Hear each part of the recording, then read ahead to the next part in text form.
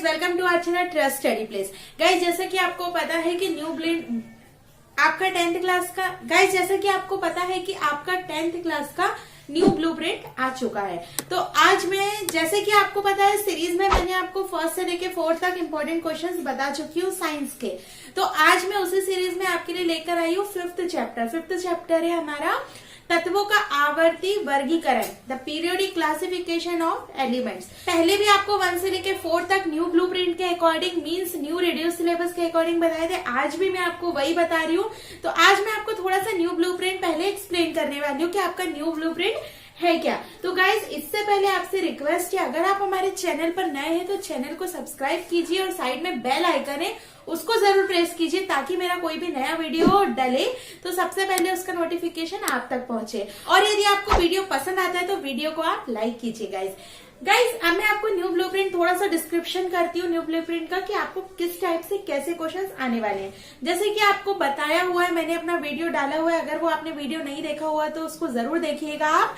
उस ब्लूप्रिंट में उस वीडियो में आपको सर ने बताया है कि आपको किस किस चैप्टर से मिलाकर कौन कौन सी यूनिट बनाई गई है। फर्स्ट यूनिट जो है वो 5 चैप्टर से मिलकर बनी हुई है, जिसमें फर्स्ट चैप्टर है chemical equations and reaction, second chapter है acid bases and salts, third chapter है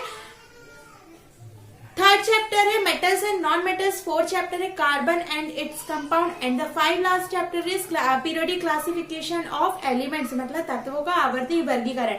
तो आज मैं आपको फर्स्ट यूनिट का लास्ट 5th चैप्टर बताने वाली हूँ, उसका इंपॉर्टेंट क्वेश्चंस बताने वाली हूँ। तो गाइस, जैसे कि आपको फर्स्ट यूनिट पता है, फर्स्ट यूनिट में हमको कैसे आ रहे थे। फर्स्ट यूनिट हमारी 1 to 5 चैप्टर से मिलकर बनी है, अभी मैंने आपको डिस्क्राइब किया। चैप्टर से आपको कैसे क्वेश्चंस आने वाले, इस चैप्टर से आपको 1 मार्क के 8 क्वेश्चंस आने वाले, मीन्स आपको ऑब्जेक्टिव टाइप 8 क्वेश्चंस आने वाले हैं, जो इन 5 से मतलब 1 से लेकर 5 चैप्टर्स तक बनेंगे। 1 मार्क के 8 क्वेश्चंस। 3 नंबर के आपको 4 दिए रहेंगे, 4 में से आपको 2 क्वेश्चन अटेम्प्ट करना है। 4 मार्क के आपको 5 क्वेश्चन है, 5 में से आपको 3 अटेम्प्ट करना है। मतलब आपको 1 से लेकर 5 चैप्टर तक में आपको 3 मार्क और 4 मार्क के क्वेश्चन अटेम्प्ट करने हैं। ठीक है गाइस, तो आपको मैंने सारे क्वेश्चंस 1 से लेके 4 तक बताए हैं, तो आप उनमें से प्लीज आप क्वेश्चंस को अच्छे से ध्यान से कीजिएगा। अब मैं आपको बता रही हूँ चैप्टर 5 के इंपॉर्टेंट क्वेश्चन। चैप्टर 5 के इंपॉर्टेंट क्वेश्चन में सबसे पहला जो क्वेश्चन है हमारा वो है न्यूलैंड का अष्टक नियम क्या है, इसकी सीमाएं लिखिए। गाइस, ये आपका 2020 में ये क्वेश्चन आया, 2019 में ये क्वेश्चन आया हुआ है, मतलब ये आपका 2021 की दृष्टि से बहुत ज्यादा इंपॉर्टेंट क्वेश्चन है। न्यूलैंड का अष्टक नियम क्या है, इसकी सीमाएं लिखिए। ऑक्टेव्स लॉ ऑफ न्यूलैंड का अष्टक नियम क्या है, इसकी सीमाएं हमको लिखना है। 2019 में आया हुआ है, 2021 के हिसाब से बहुत ज्यादा इंपॉर्टेंट ये क्वेश्चन है, इसलिए मैंने इसको यहाँ पर 5 स्टार क्वेश्चन में दिया है।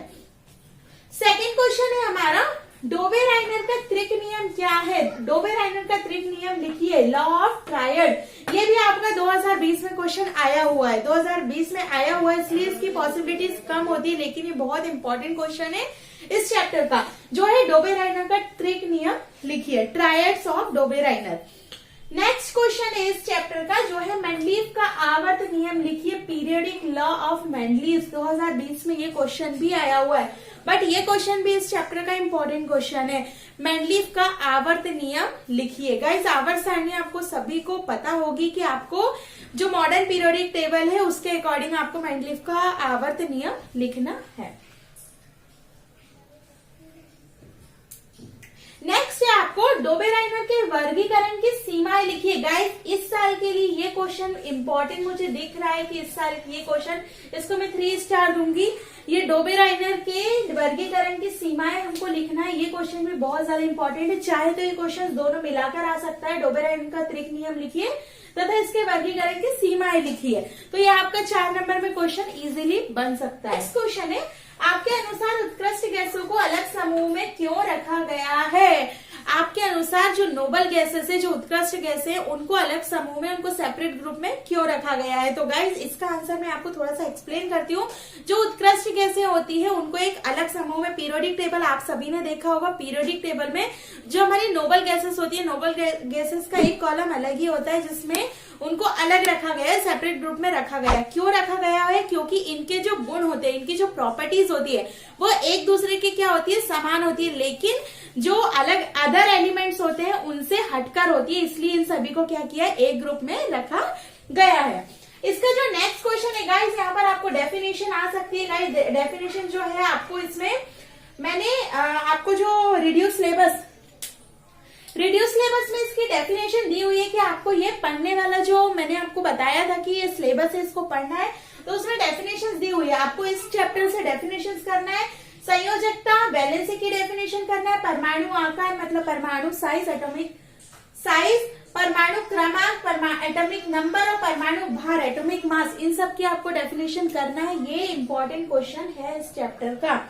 नेक्स्ट है गाइस लास्ट 7 क्वेश्चन है जो है तत्वों का इलेक्ट्रॉनिक विन्यास निकालिए। गाइस ये आपको एक क्वेश्चन इस तरीके से तो नहीं आता है कि तत्वों का इलेक्ट्रॉनिक विन्यास निकालिए, लेकिन आपको इलेक्ट्रॉनिक विन्यास निकालने के लिए आता जरूर है। किसी न किसी टाइप से वो इलेक्ट्रॉनिक विन्यास आपसे निकलवा लेते हैं। तो गाइस इलेक्ट्रॉनिक विन्यास आप सभी को आई होप निकालते आता होगा, क्योंकि आपने जो लास्ट ईयर 9th क्लास में पढ़ा होगा बोहर का एटॉमिक मॉडल, मतलब एटॉमिक मॉडल ऑफ बोहर्स, मतलब बोहर का परमाणु मॉडल, जिसके अकॉर्डिंग हम क्या करते हैं, तत्व होते हैं जो हमारे एलिमेंट्स होते हैं, एलिमेंट्स का हम इलेक्ट्रॉनिक कॉन्फ़िगरेशन करते हैं, मतलब उनका इलेक्ट्रॉनिक विन्यास निकालते हैं। जिसमें गाइस मैंने यहाँ पर देखिए बोहर का परमाणु मॉडल बनाया हुआ है, जिसमें आपको पता है कि शेल्स होती है, KLMN नाम की शेल्स होती है, और बीच में क्या होता है, एक न्यूक्लियस होता है, एक नाभिक होता है, जिसे हम बोलते हैं बोहर का परमाणु मॉडल। ये मॉडल आपने बहुत अच्छे से पढ़ा होगा, मैं आपको एक्सप्लेन तो नहीं करूंगी, लेकिन आपको बताऊंगी कि इलेक्ट्रॉनिक विन्यास जो होता है वो बोहर के परमाणु मॉडल के अनुसार निकाला जाता है। अब इसमें जो इलेक्ट्रॉन भरने की संख्या होती है वो मतलब इसका जो फॉर्मूला होता है वो 2n² के अकॉर्डिंग होता है, और n यहाँ पर जो है वो आपकी कोशों की संख्या होती है।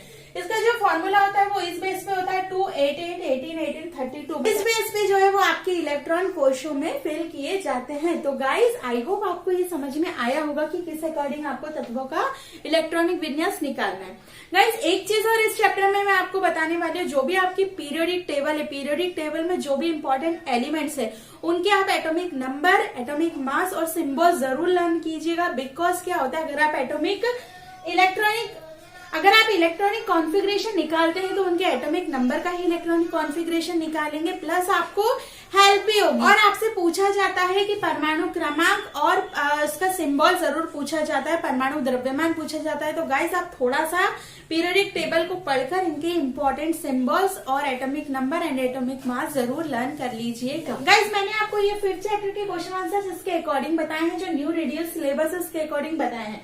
आप इन क्वेश्चंस को करेंगे तो इससे बाहर क्वेश्चंस वैसे तो आना इम्पॉसिबल है, बट आप कीजिएगा। और बुक के अकॉर्डिंग आप बुक में से आप जरूर पढ़िएगा। गाइस मैं बुक को प्रेफरेंस दूंगी, बिकॉज क्या है, आपको जो 1 मार्क के क्वेश्चन है वो 8 क्वेश्चंस बुक के मिडिल से ही आने वाले हैं ऑब्जेक्टिव, और जो 4 मार्क के क्वेश्चन है वो आपके एनालिसिस के बेस पर है। बिकॉज क्या है, आपके समझ के आधार पर घुमा के क्वेश्चंस किए जा सकते हैं। तो गाइस आपको वीडियो अगर पसंद आया हो तो वीडियो को लाइक कीजिए और हमारे चैनल को सब्सक्राइब कीजिए। Thank you so much guys.